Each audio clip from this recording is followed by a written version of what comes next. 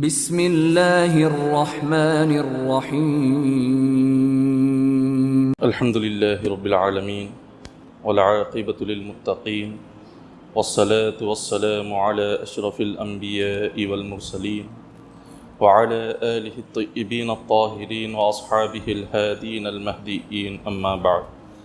فقد قال اللہ تبارک وتعالی فی الکلام المجید والفرقان الحمید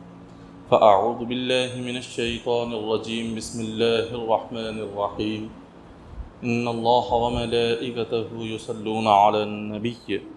يا أيها الذين آمنوا صلوا عليه وسلموا تسليما اللهم صل على سيدنا محمد وعلى آل سيدنا محمد وبارك وسلم صلوا عليه صلاة وسلام عليك يا حبيبي يا رسول الله صلى الله تعالى عليه وسلم. معزز سامعین اکرام، اللہ تبارک و تعالیٰ نے اپنے بندوں کو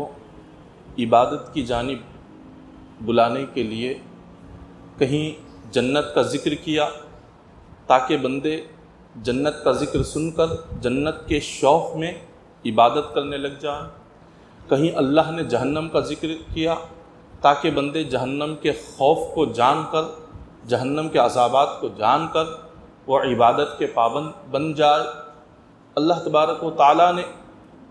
دونوں چیزیں پیدا کر دی ہے. جنت عبادت گزاروں کے لیے پیدا کر دی گئی، جہنم گنہگاروں کے لیے اللہ نے پیدا کر دی، اور اس کے تمام عذابات بھی اللہ تبارک و تعالیٰ نے تیار کر دی. تو جہنم کیا ہے، جہنم کے عذابات کیا ہے، اور قیامت کے دن گنہگاروں پر کس طرح کا عذاب دیا جائے گا، آج اسی کے متعلق قرآن اور حدیث کی روشنی میں چند باتیں بیان کی جائیں گی. حضرت فقیہ ابو اللیث سمرقندی رحمۃ اللہ تعالی علیہ فرماتے ہیں کہ حضرت مجاہد رحمۃ اللہ تعالی علیہ سے روایت فرماتے ہیں کہ جہنم میں اللہ تبارک و تعالیٰ نے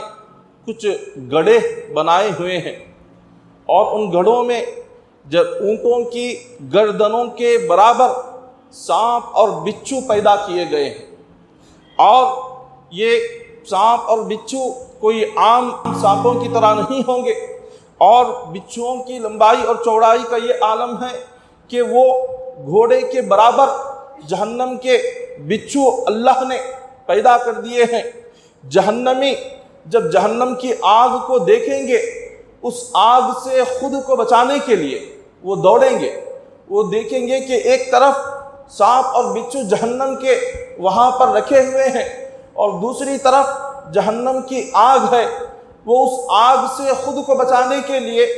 جہنم کے سانپ اور بچھوؤں کی طرف دوڑنے لگیں گے. جب وہاں پر دوڑیں گے تو سانپ، وہ جہنمی سانپ اپنے ہونٹوں سے انہیں پکڑ لیں گے، اور ان کے سروں کے بالوں سے لے کر ناخنوں تک ان کی کھال کو اتار دیں گے. سر سے لے کر ناخن تک اس بندے کی جو کھال ہوگی، وہ سانپ اپنے ہونٹوں سے پکڑ کر وہ ساری کھال اتاریں گے. تو جہنمی جو گناہگار ہوں گے، جب وہ اس تکلیف کو برداشت نہیں کر کے وہ واپس آگ کی طرف لوٹیں گے، جہنم کی آگ کی طرف واپس دوڑتے ہوئے آئیں گے، اور اسی میں انہیں پھر دوبارہ ڈال دیا جائے گا. بغیر انسان کے جلد کے، انسان کی کھال کے بغیر انسان کو جب آگ لگتی ہے، اس کی تکلیف کا کیا عالم ہوتا ہے. جب بندے کے جسم پر کھال ہو تو وہ کھال اس کے گوشت تک آگ پہنچنے سے روکتی ہے، اور جب بندے کے جسم سے کھال ہی اتار دی جائے اور بغیر کھال کے اس کو آگ میں جلایا جائے تو اس کے درد اور تکلیف کا کیا حال ہوگا.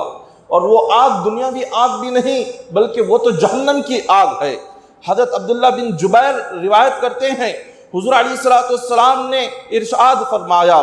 اللہ نے جہنم میں اونٹوں کی گردنوں کی طرح سانپوں کو رکھا ہوا ہے. اگر ان میں سے ایک ڈس لے تو 40 سال تک اس کی تکلیف ختم نہیں ہوگی. 40 سال تک ایک مرتبہ ڈسنے پر اتنے سال اس کی تکلیف سے بندہ تڑپتا رہے گا. اور یہ تو سانپ کے ڈسنے کا حال تھا، اور یہ بچھوؤں کا کیا حال ہوگا. تو فرمایا اللہ نے جہنم میں اسی طرح جو بچھو رکھے ہیں ان کی لمبائی اور چوڑائی گھوڑے کے برابر ہوگی. ان میں سے کوئی ایک بندے کو ڈس لے گا تو وہ بھی 40 سال تک اس کے درد کو اپنے اندر محسوس کرے گا، 40 سال تک محسوس کرتا رہے گا۔ حضرت یزید بن وہب رضی اللہ تعالیٰ عنہ حضرت ابن مسعود کا یہ قول نقل کرتے ہیں کہ دنیاوی آگ جہنم کی آگ سے 70 گنا کم ہے۔ دنیاوی جو آگ ہے وہ جہنم کی آگ سے 70 گنا اللہ نے اس کی حرارت کو، اس کی گرمی کو جہنم کی آگ کی 70 گنا کم کر کے اللہ نے دنیا میں یہ آگ عطا کی، اور پھر اس کو جنت کے پانیوں سے دھویا گیا تاکہ اس کی گرمی اور کم ہو جائے، تاکہ اس کی شدت اور اس کی تکلیف اور کم ہو جائے۔ اس کو اللہ نے جنت کے کئی نہروں کے پانی سے دھو کر پھر اللہ نے اس کو دنیا میں بھیجا ہے۔ تو جب ہم اسی آگ کو برداشت نہیں کر سکتے تو جہنم کی آگ کا کیا عالم ہوگا، اور اس عذاب کا عالم کیا ہوگا، اور گناہگار کو جب اس میں داخل کیا جائے گا اس گناہگار کی تکلیف اور اس کی چیخ و پکار کا کیا عالم ہوگا۔ حضور علیہ الصلوۃ والسلام ارشاد فرماتے ہیں کہ تمام جہنمیوں میں جو گناہگار جنہیں جہنم میں عذاب دیا جاتا رہے گا، ان تمام جہنمیوں میں سب سے کم عذاب، سب سے ہلکا عذاب ایک بندے کا ہوگا۔ وہ ہلکے عذاب کا عالم کیا ہوگا، وہ ہلکا عذاب کیسا ہوگا؟ تو حدیث پاک میں آتا ہے کہ اس شخص کے پیروں میں آگ کے جوتے پہنائے جائیں گے۔ جب آگ کے جوتے اس کو پہنائے جائیں گے تو اس کا جو دماغ ہوگا ہانڈی کی طرح ابلتا ہوگا، اور اس کے کان اور اس کے دانت آگ بن گئے ہوں گے،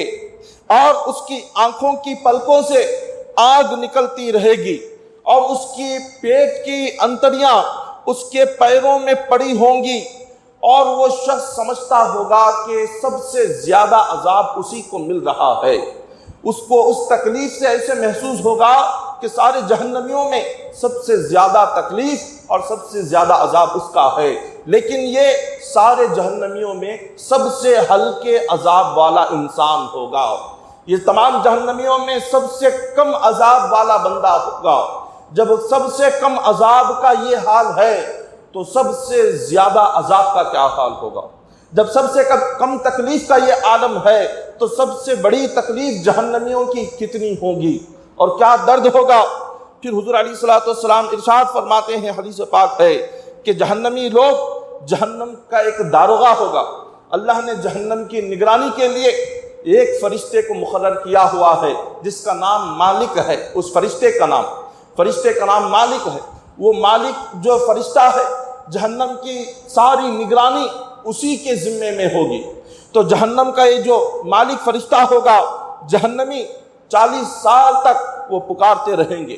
40 سال تک چیختے چلاتے رہیں گے، وہ عرض کرتے رہیں گے کہ آج ہمارے ساتھ اتنا بدترین سلوک کیوں کیا جا رہا ہو، اتنی تکلیف ہمیں کیوں دی جا رہی ہے۔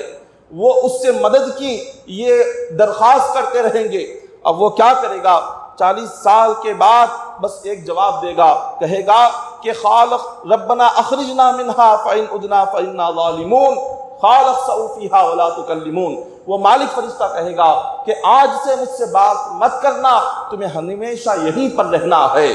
تم چاہے جتنا چیخ لو پکار لو، یہاں سے باہر نکلنے کا تمہارے لیے کوئی راستہ نہیں، یہاں سے باہر نکلنے کا تمہارے لیے کوئی جگہ نہیں ہے، تمہیں یہیں پر رہنا ہے۔ وہ کب جواب دے گا؟ 40 سال پکارنے کے بعد بس ایک جواب آئے گا، اب اس کے بعد کوئی جواب نہیں ہوگا۔ جہنمیوں کا یہ حال، ایک صحابی فرماتے ہیں کہ اس کے بعد وہ لوگ ایک کلمہ تک بھی نہیں بولیں گے۔ جب جہنم کا فرشتہ یہ کہہ دے گا کہ تمہیں ہمیشہ یہی رہنا ہے اور آج سے تم کوئی بات نہ کرو، چیخو مت، چلاؤ مت، نہ تمہارا چیخنا فائدہ دے گا، نہ تمہارا چلانا فائدہ دے گا، نہ تمہارا رونا فائدہ دے گا، تو اس کے بعد جہنمی ایک کلمہ تک نہیں کہیں گے، اور اس کے بعد ان لوگوں کی جہنم میں چیخ و پکار کی آوازیں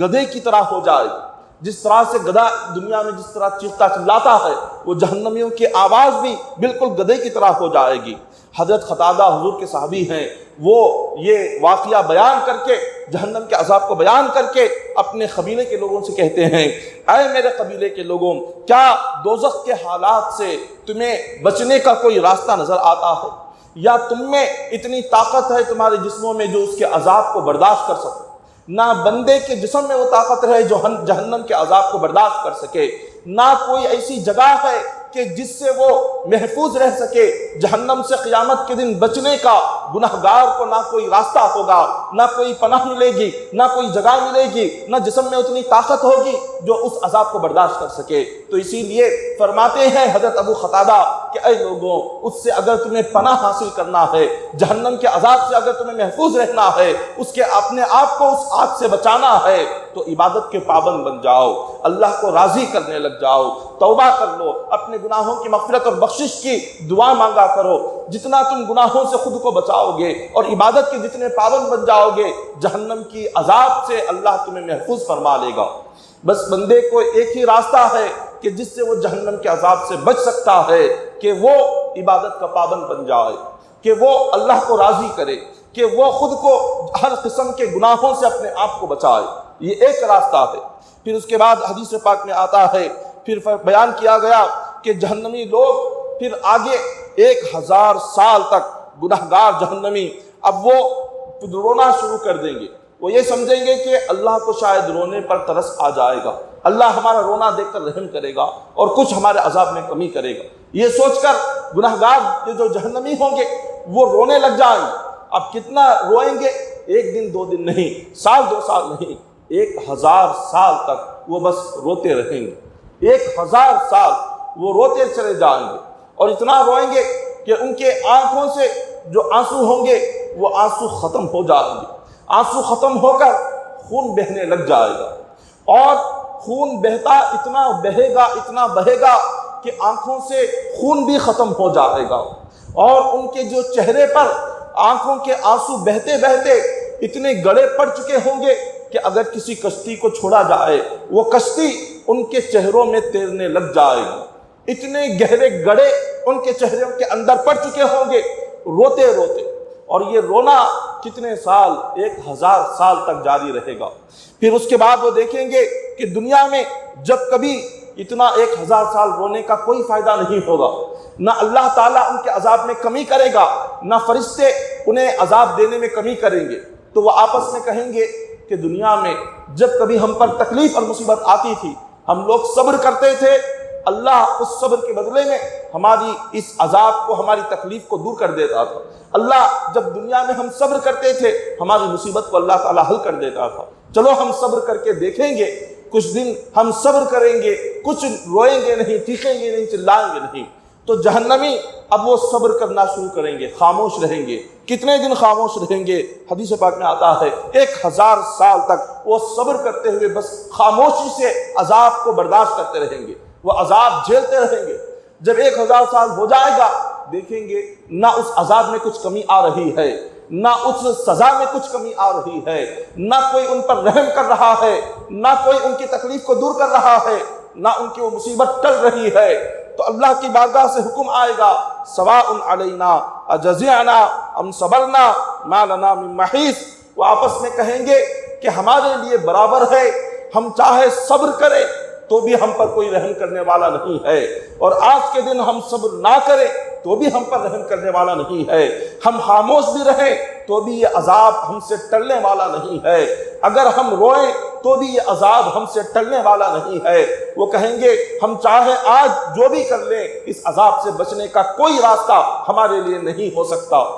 تو یہ حال ہوگا جہنمیوں کا، گنہگاروں کا۔ قیامت کے دن اتنا رویا جائے گا۔ اس دن آنے سے پہلے اور یہ وقت آنے سے پہلے دنیا میں ہی بندہ اپنے آپ کو صحیح کر لے، دنیا میں ہی بندہ خود کو عبادت کا پابند بنا لے۔ وہ وقت آنے سے پہلے کہ جس دن بندے کو رونا کوئی کام نہیں دے گا، جس دن بندے کو گڑ گڑانا کوئی کام نہیں دے گا، جس دن بندے کو اللہ کی بارگاہ میں توبہ کرنا کوئی کام نہیں دے گا، جس دن بندے کو اللہ کی بارگاہ میں یہ گڑ گڑانا کوئی کام نہیں دے گا، تو وہ دن آنے سے پہلے اسی دنیا میں زندگی رہنے تک بندہ اپنے آپ کو گڑ گڑا کر، رو کر، توبہ کر کے اپنی زندگی گناہوں سے بچا کر عبادت میں لگائے۔ پھر بیان کیا جاتا ہے کہ پھر اللہ تبارک و تعالیٰ سے جو جہنمی ہوں گے، وہ جہنمی 1000 سال تک اپنی پیاس کی وجہ سے اور اپنے عذاب کی سختی کی وجہ سے وہ بارش کی دعا کریں گے، عرض کریں گے کہ مولا ہم پر بارش نازل فرما۔ دنیا میں وہ جب کبھی بارش کی دعا کرتے تھے تو بارش ہو جاتی تھی۔ وہ سوچیں گے کہ اب ہم اتنے پیاسے ہیں، ہزاروں سالوں سے پیاسے یہاں پڑے ہیں اور ہزاروں سالوں سے اس آگ میں جل رہے ہیں، چلو ہم اللہ سے دعا کریں گے کہ وہ ہم پر بارش نازل فرمائے۔ اب وہ دعا کرنے لگ جائیں گے، وہ دعا کریں گے کتنے سال؟ اللہ سے 1000 سال جہنم میں دعا کریں گے کہ مولا ہم پر بارش نازل فرما، بارش نازل فرما۔ یہ سوچ کر دعا کریں گے کہ جب بارش نازل ہوگی اس پانی سے یہ عذاب میں کچھ کمی آ جائے گی، اس پانی سے ہمارے جسموں کو کچھ ٹھنڈک پہنچے گی، اس پانی سے ہماری پیاس بجھ جائے گی۔ یہ سوچ کر 1000 سال تک وہ بارش سے دعا مانگیں گے، لیکن اس کا نتیجہ کیا ہوگا؟ 1000 سال کے بعد ایک بادل آئے گا، وہ بادل ایک لال رنگ کا بادل ہوگا۔ جب وہ بادل آئے گا وہ خیال کریں گے کہ اب ہم پر بارش ہوگی، اللہ نے بارش کے لیے بادل بھیجا ہے، مگر اس بادل سے بچھو گرنے لگیں گے، اور وہ بھی کس طرح ہوں گے؟ اور وہ بھی خچر کے برابر بچھو ہوں گے۔ خچر جو گدھے سے بڑا ایک جانور ہوتا ہے، اتنے بڑے بچھو اللہ اس بادل سے برسائے گا، اور ان میں سے ایک بھی انہیں ایک مرتبہ اگر ڈسے گا 1000 سال تک اس کا درد اور اس کی تکلیف ختم نہیں ہوگی، ایک مرتبہ ڈسنے پر۔ ایسے بچھوؤں کی بارش جہنمیوں پر کی جائے گی، اور جب پھر 1000 سال تک پھر اللہ سے بارش کی دعا مانگیں گے، وہ کہیں گے کہ چلو اللہ کیا شاید رحم کر دے ہم پر، پھر 1000 سال تک بارش کی دعا کریں گے تو ایک کالا بادل ان پر آئے گا، سمجھیں گے کہ شاید اس میں پانی ہے، اب اس سے ہم پر پانی برسے گا، لیکن اس بادل سے پانی گرنے کی بجائے سانپوں کی بارش ہوگی، اور وہ بھی کس طرح؟ اونٹوں کی گردنوں کے برابر سانپ ان پر برسنے لگیں گے، اور جب وہ سانپ ان پر گریں گے اور ایک سانپ انہیں ایک مرتبہ ڈسے گا، 1000 سال تک ان کے جسموں سے اس زہر کی تکلیف ختم نہیں ہوگی، 1000 سال تک ان کے جسم میں اس زہر کی تکلیف رہے گی ایک مرتبہ ڈسنے پر۔ ربنا زدناہم عذابا فوق العذاب بما كانوا يفسدون، اللہ نے قرآن پاک میں فرمایا تم جتنا زیادہ تم یہ دعا کرتے جاؤ گے تمہارے عذاب کو اتنا بڑھاتا جاؤں گا، عذاب بڑھتا جائے گا، جیسے جیسے دن گزریں گے ویسے ویسے اللہ کا عذاب بھی جہنمیوں پر بڑھتا چلا جائے گا۔ بس ان کے کفر کی وجہ سے وہ جتنا دنیا میں گناہ کرتے تھے، لذتوں میں اور دنیا کے عیش و آرام میں رہ کر جتنا اللہ کی نافرمانی کرتے تھے، خدا فرمائے گا تمہاری بس چند سالہ زندگی کی لذتیں، تمہارا عیش و آرام دنیا میں، تمہاری خوشیاں، تمہارا کھانا پینا، جو کچھ تم نے گزارا ہے، آج اس کا عذاب اور اس کا مزہ تمہیں چکھاؤں گا۔ اور ان سے پوچھا جائے گا کہ بتاؤ تم نے دنیا میں کتنے دن گزارے، کتنے سال تمہارا وقت گزرا، کتنی عمر گزاری؟ وہ آخرت کی زندگی کو دیکھ کر، قیامت کی زندگی کو دیکھ کر وہ اللہ سے کہیں گے کہ مولا ہم نے اپنی دنیاوی زندگی بس ایک لمحہ گزاری ہے، بس آنکھ بند کر کے آنکھ کھولنے تک جو پلک جھپنے کا جتنا وقت ہوتا ہے اتنے وقت کی زندگی ہم نے دنیا میں گزاری ہے۔ اس دنیا کی ساری زندگی جو 70-80 سال بندہ جتنا جیتا ہے وہ آخرت کے مقابلے میں، خبر کے مقابلے میں اس بندے کو ایک لمحہ نظر آئے گا۔ وہ کہے گا ایک لمحہ ہے جو میں وہاں پر جی کر آیا، اور اس ایک لمحے کے لیے یہاں ہزاروں سالوں کی تکلیف، اس ایک لمحے کے عیش و آرام کی خاطر یہ دنیاوی زندگی کا ایک لمحہ ہمیں اتنا بھاری پڑے گا کہ ہزاروں سال اللہ تبارک و تعالی جہنم کے عذابات اور جہنم کی تکالیف، جہنم کا دکھ درد اس بندے کو دیا جاتا رہے گا۔ اب بس صرف ہم اپنی ایک لمحے کے لیے، اپنی ایک لمحے کی زندگی سنوارنے کے لیے، اپنے ایک لمحے کی زندگی کے عیش و آرام کے لیے، اپنے ایک لمحے کی زندگی کے آرام اور سکون کی خاطر ہم اپنے ہزاروں سالوں کی زندگی کو برباد کر رہے ہیں، اپنی آخرت کو برباد کر رہے ہیں۔ پھر آگے حدیث پاک میں بیان کیا جاتا ہے، حضور علیہ السلام نے ارشاد فرمایا، اللہ تبارک و تعالیٰ نے جبرائیل امین کو ارشاد فرمایا کہ جبرائیل میں نے جنت بنائی ہے، جا کر جنت کا ایک نظارہ دیکھ کر آؤ۔ جبرائیل امین جاتے ہیں، جنت کا نظارہ دیکھتے ہیں، اور اللہ تبارک و تعالیٰ کی بارگاہ میں حاضر ہوتے ہیں۔ خالق کائنات ارشاد فرماتے ہیں کہ جبرائیل بتاؤ میری جنت کیسی ہے؟ جبرائیل علیہ السلام فرماتے ہیں کہ اے مالک و مولا، جو کوئی بندہ تیری جنت کو ایک مرتبہ دیکھ لے گا، تو اس میں داخل رہے بغیر اس کو سکون نہیں ملے گا۔ ایک لمحہ اگر کسی نے جنت کو دیکھا اور صرف ایک لمحہ دیکھا تو جبرائیل فرماتے ہیں اس کے دل میں ایک ہی خواہش ہوگی کہ مولا تو مجھے کچھ نہ دے، بس مجھے جنت میں داخل کر دے۔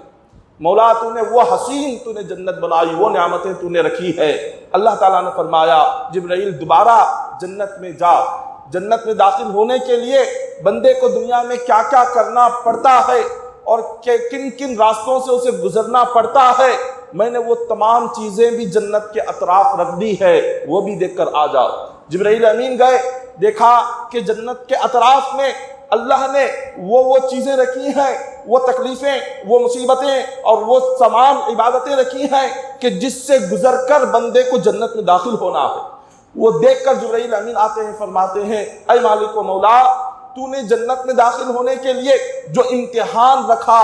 دنیا میں بندے کو جس راستے سے گزرنا ہوگا جنت کی خاطر، مولا وہ تمام چیزیں دیکھ کر لگتا ہے کہ کوئی بندہ وہ راستے سے گزر نہیں پائے گا۔ اللہ تبارک و تعالیٰ نے جنت سے گزرنے کے لیے بندے کو اس دنیا میں کیا کیا رکھا ہے۔ بندے کو کہا کہ بندے اپنی زندگی عبادت گزاری میں گزار، اپنی زندگی نماز کی پابندی میں گزار، اپنی زندگی حلال اور حرام کا فرق کرتے ہوئے گزار، اپنی زندگی اللہ کے ذکر میں گزار، اپنی زندگی قرآن اور حدیث پر عمل کرتے ہوئے گزار، اپنی زندگی شراب کو چھوڑ کر گزار، اپنی زندگی جوے بازی کو چھوڑ کر گزار، اپنی آنکھوں کی حفاظت کر، اپنے کانوں کی حفاظت کر، اپنی زبان کی حفاظت کر، اپنے جسم کو گناہوں سے بچا۔ اللہ نے یہ ساری چیزیں جنت کے اطراف جمع کر دی اور جبرائیل امین سے فرمایا جو کوئی بندہ یہ تمام چیزوں سے بچے گا تبھی اس کو جنت میں داخل کروں گا۔ جبرائیل فرماتے ہیں کہ مولا یہ ایسی چیزیں ہیں تیرے بندے خواہشوں میں آ کر، تیرے بندے اپنے نفس کی بات سن کر، دنیا کی چمک دھمک دیکھ کر، دنیا کی لذتوں کو دیکھ کر، دنیا کے عیش و آرام کو دیکھ کر، دنیا کی زندگی کو دیکھ کر وہ یہ سمجھیں گے کہ ہمیں یہی ہمیشہ رہنا ہے، وہ یہ سمجھیں گے ہمیں یہاں سے جانا نہیں ہے، وہ یہ سمجھیں گے کہ موت پتہ نہیں کب آئے گی، وہ یہ سمجھیں گے کہ جب تک یہاں پر رہے عیش و آرام سے رہے، وہ یہ خیال کریں گے کہ وہاں پر جانے کے بعد کیا ہوگا وہ تو بعد میں دیکھیں گے۔ مولا تیرے بندے اتنی دور کی سوچ کہاں رکھتے ہیں؟ تیرے بندے مرنے کے بعد جنت میں داخل ہونے کے لیے اس زندگی میں کیا تیاری کریں گے؟ مولا وہ لوگ کیا فکر کریں گے؟ وہ لوگ کیا اس کے لیے قربانی دیں گے؟ مولا تیرے بندوں میں بہت کم ہوں گے جو کہ جنت میں داخل ہونے کے لیے وہ لوگ محنت کریں گے، کوشش کریں گے۔ اللہ تعالیٰ نے فرمایا کہ جبرائیل جو میرا بندہ ہوگا، جو مجھ سے دل سے محبت کرے گا، جو میرے نبی سے دل سے محبت کرے گا، وہ چاہے 1000 تکالیف کیوں نہ آئے وہ میری خاطر، میرے مصطفیٰ کی محبت کی خاطر سب کچھ قربان کر دے گا۔ تو آج یہ دنیاوی زندگی کو ہم نے اپنی تمام زندگی سمجھ رکھا ہے، اسی کو ہم نے اپنا اصل مقصد بنا رکھا ہے، ہم نے اسی کو سمجھا ہے کہ شاید ہمیں ہمیشہ یہیں پر رہنا ہے۔ ہمارے ذہنوں میں یہ خیال تک نہیں آتا کہ ہمیں اس کے بعد ایک اور زندگی بھی ہماری شروع ہونے والی ہے، اس زندگی کے لیے ہماری تیاریاں اسی زندگی میں کرنا ہے، اس کے بعد ہمیں یہیں پر تیاری کرنی ہے، اور ہمیں یہاں کی زندگی میں ہمیں تو یہاں رہنے سے اور یہاں کی ضرورتیں پورا کرنے سے فرصت نہیں ملتی، ہمیں تو بس ہمارے جو ضرورتیں ہیں، ہمیں تو بس ہمارے کاموں سے فرصت نہیں ملتی، ہم آخرت کی کیا تیاری کریں گے؟ یہ ایک لمحے کے لیے، ایک لمحے کی زندگی، دنیا کی زندگی کے لیے ہم اپنے اللہ کو ناراض کر رہے ہیں۔ پھر اللہ تعالیٰ نے جہنم کو پیدا کیا اور کہا جبرائیل جا کر جہنم دیکھ کر آ۔ جبرائیل امین گئے، جہنم کا نظارہ کیا، عرض کیا کہ مولا تو نے جہنم میں جو عذاب رکھا ہے، جہنم کے عذابات اگر کوئی بندہ ایک مرتبہ دیکھ لے، مولا تجھ سے بس ایک ہی دعا کرے گا کہ مولا مجھے کچھ نہیں، بس اس جہنم کے عذاب سے مجھے پناہ دے دے، اس سے مجھے چھٹکارا دے دے، اس سے مجھے نجات دے دے، مجھے اور کچھ نہیں چاہیے۔ اللہ نے فرمایا کہ جا، جہنم میں جو بندہ داخل ہوتا ہے اس کے داخل ہونے کے لیے اسے کیا کیا دنیا میں کرنا پڑتا ہے، وہ کون سے کام کر کر جہنم میں داخل ہوتا ہے، میں نے وہ کام بھی جہنم کے اطراف میں رکھ دیے ہیں، جا کر اس کو بھی دیکھ کر آ۔ جبرائیل امین دوبارہ گئے، دیکھا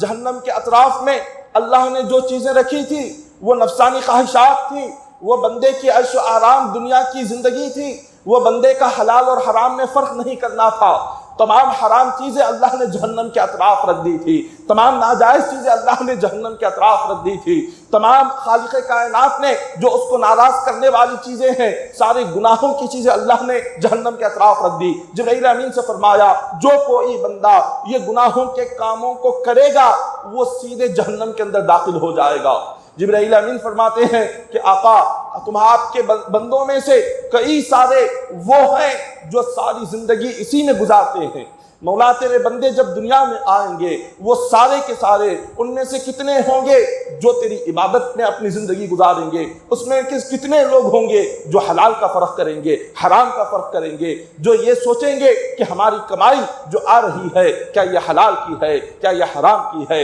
ہم جو کام کر رہے ہیں کیا اللہ اس سے راضی ہوگا یا اللہ اس سے ناراض ہوگا، ہم اپنی زندگی جو گزار رہے ہیں ہماری زندگی کیا یہ دین کے اوپر گزر رہی ہے یا نہیں گزر رہی ہے، کیا اسلامی طریقے پر ہے یا اسلامی طریقے پر نہیں ہے، کیا قرآن اور حدیث کے مطابق ہے یا قرآن اور حدیث سے ہٹ کر ہے، کیا شریعت کے مطابق ہے یا شریعت سے ہٹ کر ہے، کیا یہ سنت کے مطابق ہے یا سنت سے ہٹ کر ہے۔ کتنے لوگ ہوں گے جو اس کے بارے میں سوچیں گے، کتنے لوگ ہوں گے جو سنت کے مطابق زندگی گزاریں گے۔ حضرت جبرائیل امین فرماتے ہیں کہ اے مالک و مولا تیرے بندے تیرے مصطفیٰ کے امتی جب دنیا میں آئیں گے اور اس کی چمک دھمک دیکھیں گے وہ یہ سب بھول جائیں گے، وہ اپنی زندگی بس یہ سوچیں گے کہ چلو یہیں پر دنیا میں ہی ہماری ساری زندگی ہے اور اس کے بعد شاید ہمارے لیے کچھ نہیں ہے، وہ ایسے زندگی گزاریں گے ان کے دلوں میں نہ جہنم کا خوف ہوگا، نہ عذاب کا خوف ہوگا، نہ آخرت کا خوف ہوگا، نہ قبر کا خوف ہوگا۔ اللہ تعالیٰ نے فرمایا کہ جبرائیل میرے بندوں میں واقعی میں چند بندے ایسے بھی ہوں گے جو سچے مسلمان اور جو سچے محبت کرنے والے، جو عاشق مصطفیٰ، جو اللہ کے سچے عاشق ہوں گے، اللہ تبارک و تعالیٰ نے فرمایا وہ ایسے بندے ہوں گے کہ چاہے جتنی بھی خواہشات نفسانی ان کے دل میں کیوں نہ پیدا ہو جائے، شیطان انہیں جتنا بھی گمراہ کرنے کی کوشش کرے، نفس انہیں جتنے بھی گناہوں کے ڈالنے میں کوشش کرے، ساری چیزیں ناکام ہو جائے گی، مگر میرے وہ سچے بندے، میرے وہ سچے عاشق گناہوں کی طرف ایک مرتبہ نظر اٹھا کر بھی نہیں دیکھیں گے۔ وہ خدا کے وہ بندے ہوں گے کہ جو اپنی زندگی کو اب مقصد صرف اللہ کو راضی کرنا جنہوں نے بنا لیا ہوگا، جو اللہ والے ہیں، بزرگان دین ہیں، ان کی زندگیوں میں آپ دیکھیں دنیا ان کے پاس ذلیل ہو کر آتی تھی لیکن وہ ایک لمحہ اپنی نظر اٹھا کر دنیا کی طرف نہیں دیکھتے تھے، بادشاہان وقت ان کی دہلیز پر آ کر کھڑے ہو جاتے تھے مگر وہ بادشاہوں کو اپنی دہلیز کے اندر قدم رکھنے کی اجازت نہیں دیتے تھے۔ یہ اولیاء کرام کی جو زندگیاں ہیں یہ کیا ہے، یہ ہمیں یہ بتاتی ہے کہ ہماری زندگی کا کیا مقصد ہونا چاہیے۔ حضور علیہ الصلوۃ والسلام کی زندگی، صحابہ کرام کی زندگی ہمارے لیے ایک عبرت ہے، ایک درس ہے، ایک نمونہ ہے جس سے ایک ہی سبق ملتا ہے کہ ہماری زندگی کا مقصد آخرت کی فکر ہونی چاہیے، ہماری زندگی کا مقصد قبر کی تیاری ہونی چاہیے، ہماری زندگی کا مقصد اللہ کو راضی کرنا ہونا چاہیے۔ صحابہ کرام کی ساری زندگی میں اگر ساری زندگی صحابہ کرام کی دیکھے تو یہی نظر آتا ہے۔ حضور علیہ الصلوۃ والسلام کی ساری زندگی کو دیکھ لے تو آقا علیہ الصلوۃ والسلام نے بھی اپنی امت کو یہی تعلیم دی، یہی درس دیا۔ حضرت انس بن مالک رضی اللہ تعالیٰ عنہ آپ فرماتے ہیں کہ جبرائیل امین ایک مرتبہ بارگاہ مصطفیٰ میں ایسے وقت میں تشریف لائے کہ جس میں آنے کا معمول نہیں تھا، جس وقت میں آتے نہیں تھے، تو جب آئے حضور علیہ الصلوۃ والسلام نے دیکھا کہ جبرائیل امین کے چہرے کا رنگ بدلا ہوا تھا، پوچھا کہ جبرائیل آج تم ایسے وقت میں آئے ہو کہ عام طور پر اس وقت میں تم آتے نہیں اور آج تمہارے چہرے کا رنگ کیوں بدلا ہوا ہے؟ جبرائیل امین فرماتے ہیں کہ یا رسول اللہ صلی اللہ علیہ وسلم آج اللہ تبارک و تعالیٰ نے جہنم کو جلانے کا حکم دیا ہے، آج رب کا حکم آیا کہ جہنم کو جلایا جائے، جہنم کو دہکایا جائے، اس کی آگ کو بھڑکایا جائے۔ حضور علیہ الصلوۃ والسلام نے جیسے یہ سنا پوچھا کہ جبرائیل کیا ہے جہنم کا یہ آگ کا ذکر کچھ کرو۔ جبرائیل امین فرماتے ہیں کہ یا رسول اللہ صلی اللہ علیہ وسلم جس بندے کو اس بات کا یقین ہو کہ قبر کا عذاب حق ہے، جس بندے کو جہنم کا یقین ہو، جو اللہ پر ایمان لاتا ہو، جہنم پر ایمان لاتا ہو، قبر پر ایمان لاتا ہو، وہ بندہ اپنی زندگی میں ایک لمحہ بھی سکون سے گزار نہیں سکتا جس نے جہنم کا ذکر سن لیا۔ جس نے ایک مرتبہ بھی وہ ذکر سن لے اس کی راتوں کی نیند اڑ جائے گی، اس کے دن کا سکون چلا جائے گا۔ اگر اس کو ایمان ہے عذاب پر تو وہ سو نہیں سکے گا۔ حضور نے پوچھا کہ جبرائیل بتا تو صحیح وہ کیا عذاب ہے؟ جبرائیل امین فرماتے ہیں کہ یا رسول اللہ صلی اللہ علیہ وسلم، اللہ تبارک و تعالیٰ نے جب جہنم کو پیدا کیا 1000 سال تک اللہ نے اس کو جلانے کا حکم دیا۔ جب 1000 سال جہنم کی آگ کو جلایا گیا تو اس کی آگ کا رنگ لال ہو گیا۔ پھر اللہ کا حکم ہوا اس کو دوبارہ 1000 سال تک جلایا جائے۔ جب دوبارہ 1000 سال تک جلایا گیا اس آگ کا رنگ سفید ہو گیا۔ پھر رب کا حکم ہوا اس کو تیسری مرتبہ بھی جلایا جائے۔ جب اس کو تیسری مرتبہ جلایا گیا اس آگ کا رنگ اندھیری رات کی طرح کالا ہو گیا۔ جبرائیل امین فرماتے ہیں اب جہنم کی آگ کا جو رنگ ہے وہ بالکل تاریک اور سیاہ کالا ہے، اور یہ 3000 سال جلائی گئی جہنم کی آگ۔ اب یہ 3000 سال جلا کر یہ تیار کی گئی ہے گناہگاروں کے لیے، نافرمانوں کے لیے، یہ سود خوروں کے لیے، اور اللہ کو ناراض کرنے والوں کے لیے، شرابیوں کے لیے، جواریوں کے لیے، زانیوں کے لیے، جو گناہ کبیرہ کر کے بغیر توبہ کیے دنیا سے رخصت ہو جائے، ان کے لیے اللہ نے اس تمام قسم کے عذابات کو تیار کر رکھا ہے۔ تو جب اس عذابات کا ذکر حضور علیہ الصلوۃ والسلام کے سامنے کیا گیا، پھر جبرائیل سے حضور فرماتے ہیں کہ اے جبرائیل اور اس کے متعلق کچھ بیان کرو۔ جبرائیل امین نے فرمایا کہ آقا اگر سوئی کے برابر جہنم کو دنیا والوں پر کھول دیا جائے، سوئی کے برابر دنیا والوں پر کھول دیا جائے تو اس کی گرمی کی وجہ سے ساری دنیا جل کر خاک ہو جائے گی، ساری دنیا جل کر راکھ ہو جائے گی، صرف سوئی کے برابر کھول دیا جائے۔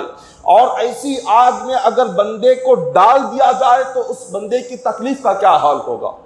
اس بندے کا کیا حال ہوگا کہ جس نے اپنی بس 50-60 سال کی مختصر سی زندگی کے چند لمحے اللہ کی نافرمانی کیے اور ہزاروں سال جہنم کی آگ میں جل رہا ہے۔ آپ غور کریں کہ دنیاوی زندگی بندے کے لیے ایک مختصر ایک لمحہ ہوتی ہے، بندے کو خبر نہیں ہوتی کہ اس کا بچپن کب آیا، اس کی جوانی کب آئی، اور کب جوانی گئی، کب بچپن گیا، کب بڑھاپا آ گیا، اس بندے کو خبر نہیں ہوتی۔ اتنی تیزی سے یہ زندگی گزر جاتی ہے، ہر دن بندے کو اللہ سے اور موت سے قریب کرتا جا رہا ہے، آخرت سے قریب کرتا جا رہا ہے۔ جیسے جیسے دن گزرتے جا رہے ہیں، عمر گزرتی جا رہی ہے، ویسے ویسے گناہ بڑھتے جا رہے ہیں۔ نہ ہمارے گناہوں میں کمی آ رہی ہے، نہ ہم اللہ سے توبہ کر رہے ہیں، نہ استغفار کر رہے ہیں، نہ مغفرت اور بخشش کی دعا اللہ کی بارگاہ میں لگائے ہوئے ہیں، بس ہمارے گناہوں میں دن بدن اضافہ ہوتا جا رہا ہے۔ پھر حضور علیہ الصلوۃ والسلام نے پوچھا کہ جبرائیل جہنم کے عذابات کے متعلق اور کچھ بیان کرو۔ جبرائیل امین نے فرمایا کہ حضور قیامت کے دن جہنمیوں کو جو کپڑے پہنائے جائیں گے ان میں سے ایک کپڑا اگر زمین اور آسمان پر لٹکا دیا جائے تو سارے زمین اور آسمان اس ایک کپڑے کی گرمی اور حرارت کی وجہ سے جل کر ختم ہو جائیں گے۔ ایک کپڑے کی تکلیف کا یہ عالم ہے، ایک کپڑے کی حرارت کا یہ عالم ہے۔ جب وہ کپڑا خود ایک جہنمی کو پہنایا جائے گا تو اس کے جسم اور اس کی تکلیف کا کیا حال ہوگا۔ اور پھر فرمایا کہ حضور علیہ الصلوۃ والسلام سے جبرائیل امین نے اللہ تبارک و تعالیٰ نے قرآن پاک میں زنجیر کا ذکر کیا، جہنم کی ایک زنجیر کا ذکر قرآن پاک میں خالق کائنات نے کیا۔ وَلَا يَحُضُّ عَلَىٰ طَعَامِ الْمِسْكِينِ فَلَيْسَ لَهُ الْيَوْمَ هَاهُنَا حَمِيمٌ وَأَمَّا مَنْ أُوتِيَ كِتَابَهُ بِشِمَالِهِ فَيَقُولُ يَا لَيْتَنِي لَمْ أُوتَ كِتَابِيَهْ وَلَمْ أَدْرِ مَا حِسَابِيَهْ يَا لَيْتَهَا كَانَتِ الْقَاضِيَةَ مَا أَغْنَىٰ عَنِّي مَالِيَهْ هَلَكَ عَنِّي سُلْطَانِيَهْ۔ خالق کائنات نے 29ویں پارہ سورہ حاقہ میں اس کا ذکر فرمایا۔ خالق کائنات نے جس کا ذکر فرمایا، حدیث پاک میں جبرائیل امین فرماتے ہیں کہ جہنم کی ایک زنجیر ایک ہتھیلی کے برابر کی اگر زنجیر کو اگر دنیا کے پہاڑوں پر رکھ دیا جائے، سارے دنیا کے پہاڑ پانی کی طرح پگھل کر بہہ جائیں گے۔ ایک زنجیر کو رکھا جائے جو ہتھیلی کے برابر کی ہو تو سارے پہاڑ پانی کی طرح پگھل کر بہیں گے۔ اگر وہی زنجیر بندے کے گلے میں ڈالے جائے، گناہگار کے پیروں میں باندھی جائے، اگر اسی زنجیر کو توق کی طرح اس کے گلے میں ڈال کر پھانس دیا جائے تو اس بندے کا کیا حال ہوگا، اس گناہگار کا کیا حال ہوگا۔ پھر آگے بیان فرماتے ہیں حضور علیہ الصلوۃ والسلام کو جبرائیل امین نے فرمایا کہ اگر مشرق ایک حصہ جہاں سے سورج نکلتا ہے مغرب وہ حصہ جہاں سورج ڈوبتا ہے۔ جبرائیل فرماتے ہیں اگر مشرق میں کسی بندے کو عذاب دیا جا رہا ہے اور ایک بندہ مغرب میں ہے تو مشرق میں عذاب دینے والے کی گرمی سے مغرب میں رہنے والا بندہ جل جائے گا۔ یہ جہنم کے عذاب کی سختی ہے، یہ جہنم کی شدت ہے، یہ جہنم کے آگ کی حرارت ہے، یہ اللہ نے عذاب تیار کر رکھا ہے گنہگار اور جہنمی کے لیے۔ مشرق کہاں ہے؟ ایک دنیا کا وہ کونا جہاں سے سورج نکل رہا ہے، مغرب دنیا کا دوسرا کونا جہاں سورج ڈوب رہا ہے، لیکن مشرق میں عذاب دیا جا رہا ہے ایک طرف، اور دوسرے کونے میں دنیا کے رہنے والا انسان جل رہا ہے۔ اتنا سخت ترین عذاب ہوگا۔ اور پھر فرمایا گیا یہ تو عذاب کی ابتدا ہے، یہ تو عذاب کی شروعات ہے۔ جیسے جیسے آگے بندے کے گناہ بڑھتے جائیں گے اللہ تعالیٰ اس کا عذاب دن بدن سخت کرتا جائے گا۔ عذاب کم نہیں ہوگا، جتنے دن بڑھیں گے عذاب بڑھتا جائے گا۔ حضور علیہ الصلوۃ والسلام کی بارگاہ میں جبرائیل امین آتے ہیں، عرض کرتے ہیں یا رسول اللہ صلی اللہ علیہ وسلم، اللہ نے جہنم کے 7 دروازے بنائے ہوئے ہیں، جہنم کے 7 دروازے ہیں، اور ایک دروازے کا عذاب دوسرے دروازے کے عذاب سے سخت ترین ہے۔ جیسے جیسے دروازے نیچے جاتے جائیں گے عذاب اتنا سخت ہوتا جائے گا۔ حضور علیہ الصلوۃ والسلام نے ارشاد فرمایا کیا وہ دروازے ہمارے دروازوں کی طرح ہے؟ جبرائیل فرماتے ہیں حضور نہیں، وہ دروازے ہمارے دروازوں کی طرح نہیں ہے۔ حضور نے فرمایا ان دروازوں کی کیفیت کیا ہے، ان دروازوں کا حال کیا ہے، اس کا بھی ذکر کرو۔ جبرائیل امین فرماتے ہیں کہ یا رسول اللہ صلی اللہ علیہ وسلم، دنیاوی دروازے ایک کے بعد ایک ہوتے ہیں، لیکن جہنم کے دروازے ایک کے بعد ایک نہیں ہوتے، ایک کے نیچے ایک ہوتے جاتے ہیں، ایک کے بعد ایک نیچے کی طرف آتے ہیں، ایک اوپر کی طرف نہیں جاتے۔ اب جب نیچے کی طرف آتے ہیں تو جبرائیل امین سے حضور فرماتے ہیں سب سے سخت عذاب جہنم کے کس دروازے کے لوگوں پر ہوگا؟ جبرائیل امین نے فرمایا جو سب سے نچلا دروازہ ہے، 7واں دروازہ، اس دروازے میں سب سے سخت ترین عذاب ہوگا۔ حضور علیہ الصلوۃ والسلام نے جبرائیل امین سے پوچھا کہ سب سے اتنا سخت ترین عذاب جو نچلے درجے والوں کو ہوگا وہ کون لوگ ہوں گے؟ تو جبرائیل امین فرماتے ہیں وہ منافق ہوں گے۔ ان المنافقین فی الدرک الاسفل من النار فلن تجد لهم نصیرا۔ اللہ نے قرآن پاک میں فرمایا جہنم کا سب سے سخت ترین عذاب منافق کو ہوگا، اور اس سے زیادہ عذاب اور کسی کو نہیں ہوگا۔ اتنا سخت ترین عذاب منافق کو کیوں ہو رہا ہے؟ ایک سوال پیدا ہوتا ہے کہ سب سے سخت ترین عذاب ہونا تو کافر کو چاہیے تھا جو اللہ کی نافرمانی کر رہا ہے، جو مشرک ہے اور جو اللہ کے سوا کسی اور کو خدا مانا ہوا ہے، انہیں اتنا عذاب نہیں ہوگا جتنا عذاب منافق کو ہوگا۔ منافق کون لوگ ہیں؟ اللہ نے ان کا ذکر قرآن پاک میں فرمایا وَمِنَ النَّاسِ مَن يَقُولُ آمَنَّا بِاللَّهِ وَبِالْيَوْمِ الْآخِرِ وَمَا هُمْ بِمُؤْمِنِينَ۔ منافق وہ لوگ ہیں جو حضور کی بارگاہ میں آ کر کہتے تھے ہم ایمان لائے اللہ پر، ہم ایمان لائے رسول پر، قیامت کے دن پر ہم مومن ہیں، اور جیسے حضور سے پلٹ کر کافروں سے جا کر ملتے تو کافروں سے کہتے تھے وَإِذَا لَقُوا الَّذِينَ آمَنُوا قَالُوا آمَنَّا وَإِذَا خَلَوْا إِلَىٰ شَيَاطِينِهِمْ قَالُوا إِنَّا مَعَكُمْ إِنَّمَا نَحْنُ مُسْتَهْزِئُونَ۔ کافروں سے جا کر کہتے تھے کہ اے کافروں ہم تمہارے دوست ہیں، ہم تمہارے ساتھی ہیں، ہم تمہارے مذہب پر چلنے والے ہیں۔ جب کافر پوچھتے کہ تم تو حضور کے پاس گئے تھے، وہاں بیٹھتے ہو، ان کے ساتھ نماز پڑھتے ہو، ان کے پیچھے نماز پڑھتے ہو، ان کے پیچھے زکوٰۃ دیتے ہو، حج کرتے ہو، ساری چیزیں کرتے ہو، پھر وہاں کیا کرتے ہو؟ انما نحن مستہزئین، وہ کہتے کہ ہم تو ان سے مذاق کرتے ہیں، ہم مذاق کے طور پر ان کے ساتھ عبادت کرتے ہیں، ہم مذاق کے طور پر ان کے ساتھ زکوٰۃ دیتے ہیں، ہم مذاق کے طور پر ان کے ساتھ ہم نماز پڑھتے ہیں۔ تو اللہ نے فرمایا یہ منافق جو نماز بھی پڑھتے ہیں، یہ منافق جو حضور علیہ الصلوۃ والسلام کے ساتھ رہتے بھی ہیں، مگر سب سے زیادہ سخت ترین عذاب کیوں ہے؟ اس کی وجہ یہ ہے کہ یہ عبادت تو کرتے تھے مگر حضور کی شان میں بے ادبی کرتے تھے، یہ حضور کی شان میں گستاخی کرتے تھے، یہ حضور علیہ الصلوۃ والسلام کو برا بھلا کہتے تھے، یہ آقا علیہ الصلوۃ والسلام کی شان میں بے ادبی کے کلمات زبان سے ادا کیا کرتے تھے۔ جب اللہ نے دیکھا کہ یہ عبادت بھی کر رہے ہیں، نماز بھی پڑھ رہے ہیں، تو خدا نے فرمایا وَمَا هُمْ بِمُؤْمِنِينَ، اے منافقوں تم چاہے جتنی نمازیں پڑھ لو، تم چاہے جتنی عبادتیں کر لو، اگر تمہارے عبادتوں کے پہاڑ بھی لے کر آ جاؤ، نماز کے پہاڑ بھی لے کر آ جاؤ، اگر مصطفیٰ کی شان میں ایک لمحہ گستاخی کر دی تمہاری ساری زندگی بھر کی عبادتیں برباد ہو جاتی ہے۔ تو اللہ نے فرمایا ایک طرف تو انہوں نے اتنی عبادت کی، عبادت بھی برباد اور عذاب بھی کیسا، سب سے سخت ترین عذاب انہی کو ہوتا ہے،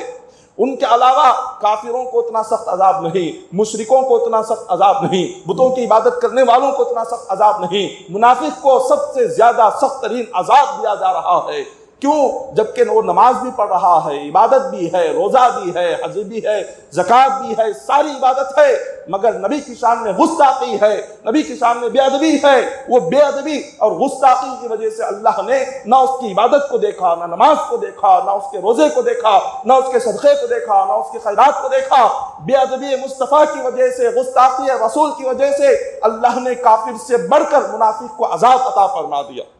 یہ جہنم کے 7ویں درجے میں ہوگا یہ منافق۔ اور پھر اس کے بعد فرمایا اب یہ 7ویں درجے میں تو منافق ہوگا، پھر فرماتے ہیں کہ یا رسول اللہ صلی اللہ علیہ وسلم یہ ایک دروازہ جو جہنم کا ہوگا، ایک دروازے سے لے کر دوسرے دروازے کے درمیان کتنا فاصلہ ہوگا جہنم کے؟ جبرائیل امین فرماتے ہیں ایک دروازے سے دوسرے دروازے تک پہنچنے کے لیے 70 سال کا فاصلہ ہوگا، 70 سال کا فاصلہ جہنم کے ایک دروازے سے دوسرے دروازے تک پہنچنے میں اتنا فاصلہ لگے گا۔ پھر حضور علیہ الصلوۃ والسلام فرماتے ہیں ہر دروازہ 70 دروازے سے 70 گنا بڑھ کر ہوگا، ایک دروازے کا عذاب دوسرے دروازے کے عذاب میں 70 گنا زیادہ ہوگا۔ جیسے جیسے نیچے جاتے جائیں گے اتنا عذاب 70 گنا بڑھتا چلا جائے گا۔ پھر بیان کیا گیا حضور علیہ الصلوۃ والسلام فرماتے ہیں جب جہنمی جہنم کی طرف لائے جائیں گے، گنہگار کو، نافرمان کو جب جہنم کی طرف لایا جائے گا تو ہوگا کیا کہ اس کا زنجیروں سے استقبال کیا جائے گا، فرشتے زنجیریں لے کر کھڑے ہوں گے اور اس کو بلائیں گے کہ بندے آ، ہم تو تیرا کب سے انتظار کر رہے تھے۔ اس کا جو بایاں ہاتھ ہوگا، بایاں ہاتھ کو گردن میں توق کی طرح، پھانسی کی طرح لپیٹ دیا جائے گا،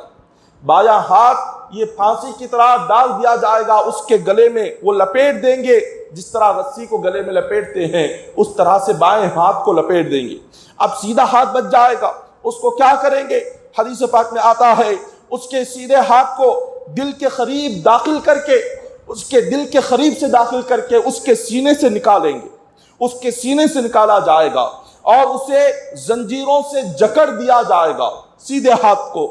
اور پھر اس بندے کے ساتھ، ہر ایک بندے کے ساتھ ایک شیطان ہوگا جس کی وہ بات سنتا تھا۔ جیسے ہی بندہ پیدا ہوتا ہے، پیدائش کے ساتھ ہی اللہ تعالیٰ ایک فرشتہ بندے کے ساتھ پیدا کرتا ہے اور ایک شیطان اس بندے کے ساتھ پیدا کرتا ہے۔ اور جب کبھی کسی بندے کو عبادت کا خیال آئے یا نماز یا نیکی کا خیال آئے تو سمجھ لے وہ فرشتے کی طرف ہے۔ اس فرشتے کا کام یہ ہوتا ہے کہ وہ موت تک اس بندے کو عبادت کے راستے پر لے جائے، اس بندے کو نیکی کے راستے پر لے جائے، اس بندے کو بھلائی کے راستے پر لے جائے۔ اور اس شیطان کا جو ساتھ میں پیدا ہوا اس کا کام یہ ہوتا ہے اس کے ذہن میں وسوسے ڈالے، اس کے ذہن میں برے خیالات ڈالے، اس بندے کو نماز اور عبادت سے دور کرے، بھلائی کے راستوں سے دور کرے، اللہ سے دور کرے، اس کے ذہن کو گندا کرے، اس کی آنکھوں کو گندا کرے، اس کے کان اور زبان کو کسی نہ کسی گناہوں میں لگائے۔ یہی اس کا کام ہوتا ہے شیطان کا۔ تو جب بندہ فرشتے کی بات کو نہ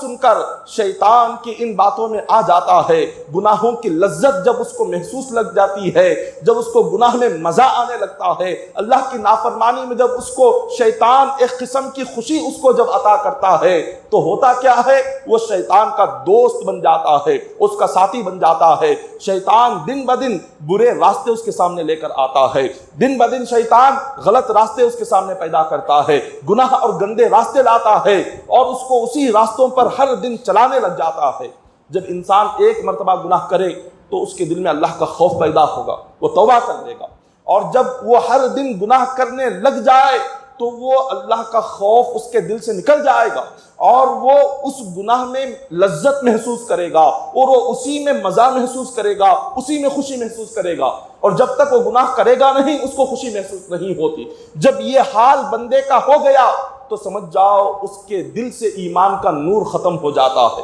حدیث پاک میں حضور فرماتے ہیں کہ انسان کا دل ایک ایسا مقام ہے کہ اگر یہ صحیح رہا تو جسم کے سارے حصے صحیح رہتے ہیں، اگر یہ بگڑ گیا تو سارا جسم بگڑ جاتا ہے۔ اور جب کوئی نافرمانی کرتا ہے اس کے دل پر ایک کالا داغ آ جاتا ہے، ایک کالا دھبا اس کے دل پر پڑ جاتا ہے۔ اور فوراً توبہ کر لی، رو لیا، گڑ گڑا لیا، اس کے آنسوؤں کے پانی سے اللہ اس داغ کو دھو دیتا ہے اور دل نورانی بنا دیتا ہے۔ اگر بندے نے اس گناہ کے کرنے کے بعد بھی توبہ بھی نہیں کی، رویا بھی نہیں، گڑ گڑایا بھی نہیں، راتوں میں اٹھا بھی نہیں، اللہ کو راضی بھی نہیں کیا، تو وہ دھبا بڑھتا جاتا ہے اور اتنا بڑھتا ہے وہ سارے دل کو گھیر لیتا ہے، اور جب دل سیاہ ہو جاتا ہے اور جب دل تاریک اور اندھیرا ہو جاتا ہے اور دل پر یہ کالک کچھ جاتی ہے، اس کے بعد بندہ بڑے سے بڑا گناہ کرنے سے ایک لمحہ بھی نہیں سوچتا، ایک لمحہ نہیں سوچتا۔ اگر کوئی نمازی ہو کسی شرابی کو دیکھے وہ نفرت کرتا ہے کہ یہ کیسا بندہ ہے جو شراب پی رہا ہے، اور جو شرابی ہو اس کو بغیر وہ شراب پیے اس کو سکون ملتا ہی نہیں۔ ایک حالانکہ یہ بھی کلمہ پڑھنے والا ہے، وہ بھی کلمہ پڑھنے والا ہے، مگر فرق کیا ہے؟ اس شرابی نے اللہ کی نافرمانی کرتے کرتے اس نے اپنے دل کو اتنا زیادہ سیاہ کر دیا، اتنا زیادہ اپنے دل کو اس نے کالا کر دیا کہ اب اس کے بعد گناہ، اس کے دل میں گناہ نظر ہی نہیں آ رہا ہے۔ اللہ کی نافرمانی، اس کا ڈر اس کے دل سے ختم ہو گیا، اس لیے کہ اس کو گناہ کے بغیر لذت اور خوشی نہیں محسوس ہوتی۔ اور ایک وہ بندہ ہے کہ جس نے اللہ کو راضی کرنے کے لیے اپنی زندگی بھلائی کے راستے پر لگا دی، دینداری میں لگا دی، اسلام کے راستے پر لگا دی، اگر وہ گناہ کا خیال بھی آتا ہے وہ تڑپ جاتا ہے۔ حضور علیہ السلام سے پوچھا گیا کہ آقا ہمیں کیسے پتا چلے کہ نیکی کیا ہے، گناہ کیا ہے؟ حضور نے فرمایا اذا سرت کا حسنتک وساءت کا سیئتک فانت مؤمن۔ حضور نے فرمایا جب بھی کوئی نیکی کرو، کوئی بھی اچھا کام کرنے کے بعد اگر تمہارے دل میں خوشی پیدا ہو جائے تو سمجھ لو تمہارے دل میں ابھی ایمان باقی ہے۔ یہ ایمان کی نشانی ہوتی ہے کہ کسی بندے نے صدقہ کیا، خیرات کیا، صدقہ کرنے کے بعد خوشی ہو گئی، خیرات کرنے کے بعد خوشی ہو گئی، نماز پڑھنے کے بعد خوشی ہو گئی، کوئی روزہ نفل روزہ رکھ لیا، خوشی ہو گئی، کوئی نیکی کا کام کرنے کے بعد خوشی دل میں آ گئی، سمجھ جاؤ کہ تمہارا دل ایمان سے بھرا ہوا ہے۔ وَسَيِّئَتُكَ وَسَاءَتْكَ سَيِّئَتُكَ، اگر کوئی گناہ ہو گیا، اللہ کی نافرمانی ہو گئی، فوراً بندے کو بے چینی ہو گئی، بے قراری ہو گئی، غمگین ہو گیا، سوچا کہ یہ میں نے کیا کر لیا۔ اگر گناہ کرنے کے بعد بندہ بے چین ہو جائے، بے قرار ہو جائے، تو سمجھ جاؤ کہ ابھی تمہارے دل میں ایمان باقی ہے۔ ایمان کی علامت ہے گناہ کے بعد تڑپ جانا، گناہ کے بعد رونا، گڑ گڑانا، یہ ایمان کی نشانی ہے۔ اگر یہ حالات ختم ہو گئی تو سمجھ جاؤ کہ ہمارے دل سے ایمان ختم ہونے لگا ہے اور ہم بس بدکاری کے راستے پر آ گئے اور شیطان کے دوست بنتے چلے جا رہے ہیں۔ پھر بیان کیا گیا حدیث پاک میں کہ اللہ تبارک و تعالی فرشتوں کو حکم دے گا کہ جو جہنم کی زنجیر ہے اس کی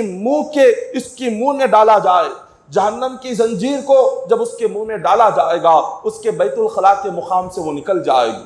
منہ میں ڈالا جائے گا تو بیت الخلاء کے مقام سے اس کو نکالا جائے گا، اور پھر اللہ تعالیٰ فرمائیں گے اس کو منہ کے بل گھسیٹتے ہوئے اور اس کو ہتھوڑے مارتے ہوئے جہنم میں داخل کر دو۔ اسی طرح اس بندے کو اسی حالت میں جہنم میں داخل کیا جائے گا۔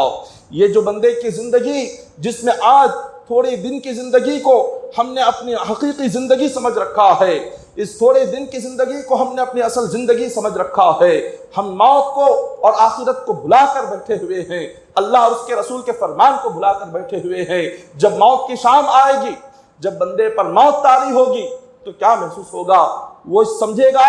کہ شاید میں نیند میں سو کر جیسے اٹھا تھا، وہ جیسے نیند کرتا تھا۔ جب وہ جہنم کے عذابات دیکھے گا، قبر دیکھے گا، فرشتوں کو دیکھے گا، پھر اس کے بعد اللہ کا حکم ہوگا اس کی روح اس میں ڈال دو۔ جب فرشتے اس کے جسم میں قبر میں روح ڈالیں گے، جب آنکھ کھلے گی وہ دیکھے گا کہ ایک سفید کفن میں لپٹا ہوا ہے، سفید کپڑا ہے۔ وہ یہ سمجھے گا کہ میں نے جو کچھ دیکھا ہے وہ خواب تھا۔ وہ جو منکر نکیر جو آ رہے ہیں، لوگ غسل کر رہے ہیں، اس کو غسل دے رہے ہیں، اس کے پیر انگوٹھے باندھ رہے ہیں اور اس کو یہ غلاف پہنا رہے ہیں اور نماز جنازہ پڑھ رہے ہیں، وہ سب کچھ میت محسوس کرے گا۔ لیکن اس کے جسم پر جیسے ہی یہ روح لوٹائی جائے گی، روح جسم میں آئے گی اور وہ حرکت کرے گا تو اس کو ایسے لگے گا کہ میں سویا تھا ابھی جاگا ہوں۔ وہ سمجھے گا، اللہ کا شکر ادا کرے گا کہ چلو جو کچھ سوچا تھا، دیکھا تھا، وہ خواب تھا۔ اسے یہ محسوس نہیں ہوگا کہ وہ مر گیا ہے، اس کو یہ محسوس نہیں ہوگا کہ وہ خبر میں آ چکا ہے۔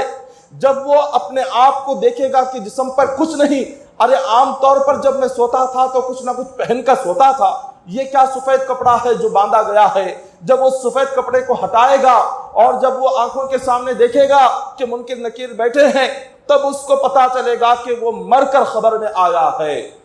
تب اس کو وہ ساری باتیں یاد آئے گی جو دنیا میں سنتا تھا۔ فَكَشَفْنَا عَنْكَ غِطَاءَكَ فَبَصَرُكَ الْيَوْمَ حَدِيدٌ، اللہ نے قرآن پاک میں فرمایا کہ بندو میں پردے اٹھاؤں گا،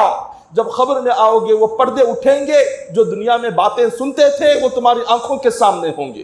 جب آنکھوں کے سامنے ہوں گے تو بندہ کیا کہے گا؟ عَنْكَ غِطَاءَ فَبَصَرُكَ الْيَوْمَ حَدِيدٌ، اس کی آنکھیں کھلی کی کھلی رہ جائیں گی، آنکھیں کھلی رہ جائیں گی، اور کہے گا کہ اے کاش جو دنیا میں رہا تھا 60-70 سال، کاش وہ قرآن حدیث کی باتیں سن کر عمل کر لیتا تو آج یہاں پر کامیاب ہو جاتا۔ جب سوالات کا سلسلہ شروع ہوگا، جب حساب و کتاب کا سلسلہ شروع ہوگا، وہ کہے گا اے مالک و مولا بس تجھ سے اجازت لینا چاہتا ہوں، وہ کہے گا کہ مولا بس اجازت دے، مجھے اتنی اجازت دے کہ میں جاؤں اور جو کچھ چھوڑ کر آیا ہوں سب تیری راہ میں خیرات کر کے آنا چاہتا ہوں۔ جو کچھ دنیا میں چھوڑ کر آیا، میرا جو کچھ ہے، میرا مکان ہے، میری دکان ہے، کاروبار ہے، کچھ رقم بھی ہے، وہ ساری چیزیں تیری راہ میں دے دوں گا، خیرات کروں گا، پھر واپس مجھے بلا لینا۔ اللہ تعالیٰ فرمائے گا کہ بندے میں نے دنیا میں تجھے اتنی سال کی زندگی دی، کاش یہی کام موت آنے سے پہلے کر لیتا تو تیرے لیے جنت تیار ہو جاتی۔ وہ عرض کرے گا کہ مولا اگر جانے کی اجازت نہیں تو کم از کم مجھے 2 رکعت نماز پڑھنے کی تو اجازت دے دے، تاکہ میں اس 2 رکعت کی نماز سے اپنے عذاب میں کچھ کمی کروں۔ اللہ تعالیٰ فرمائیں گے کہ بندے دنیا میں میرے کلام میں کتنی مرتبہ میں نے تجھے نماز کا ذکر سنایا، میں نے اپنے کلام میں تجھے 700 سے زیادہ مرتبہ میری عبادت کی طرف بلایا، دن میں 5 مرتبہ اذان سنتا تھا، اگر وہاں پر سن کر پڑھ لیتا تو یہاں رونا نہیں پڑتا۔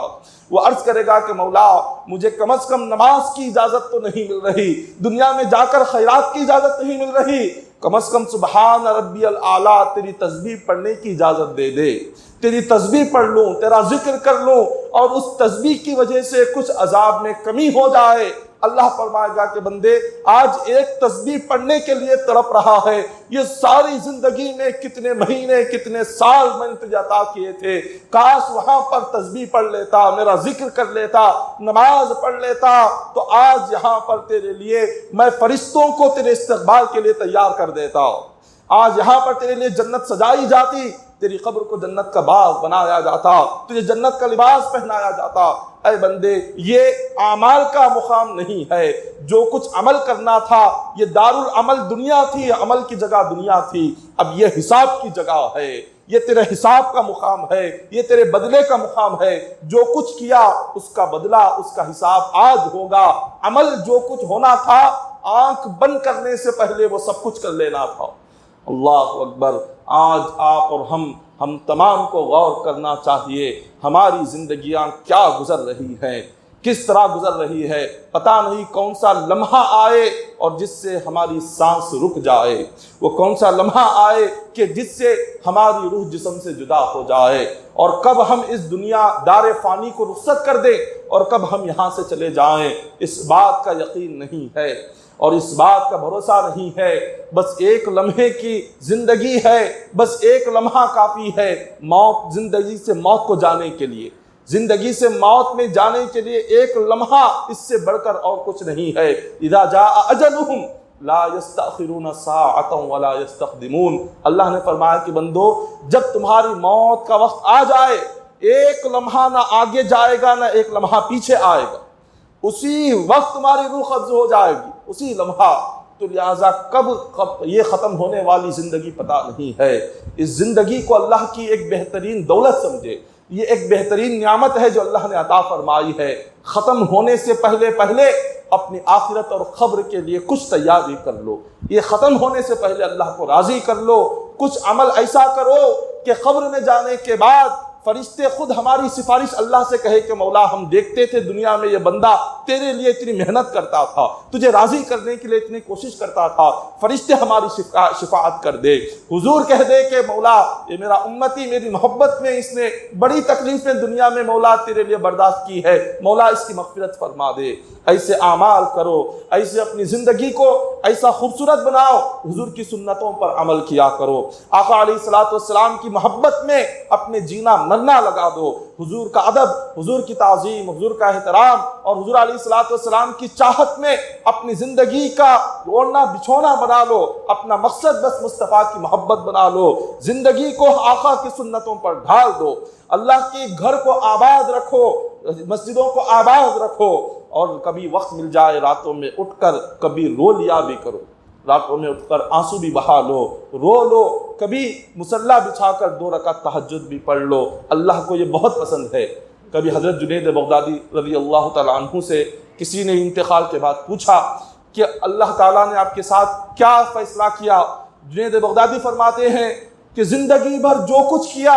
کچھ کام نہیں آیا، بس جو راتوں میں اٹھ کر 2 رکعت پڑھتا تھا اللہ نے اس کے صدقے میں میری مغفرت فرما دی ہے۔